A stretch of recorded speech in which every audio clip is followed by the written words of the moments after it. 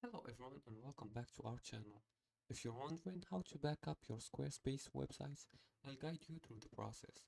While Squarespace doesn't offer a direct backup option, there are a few reliable ways to secure your site's contents.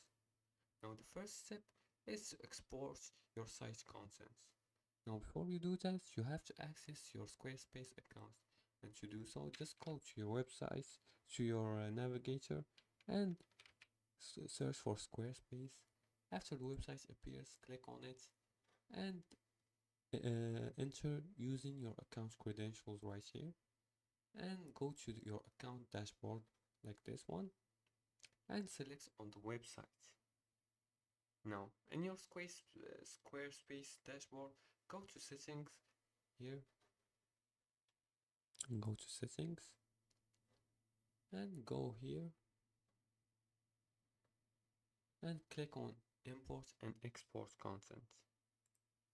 Now choose export and select the content you want to download. You can export your pages, posts, and some text and images as an XML file. Right here. Now for the second step is downloading individual content blocks or pages. For important pages, you can manually save individual text or images blocks. Just copy the text to a document or download images directly from your website. This step is a bit more manual, but it gives you a way to save specific content.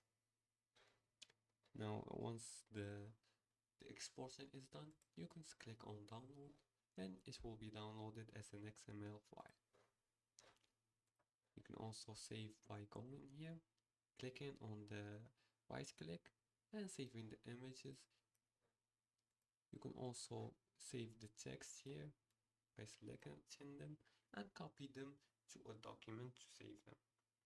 Now for the third step is to consider using a third-party tool. There are third-party backup services that work with Squarespace, which can help you save your entire site. Check that any service you choose is reputable and Squarespace compatible. While backing up a Squarespace site isn't as simple as a full download, this method helps protect your key content. If you like this video and found it helpful, please like and subscribe and leave a comment if you have further more questions about this topic. Thanks for watching and see you again in the next tutorial.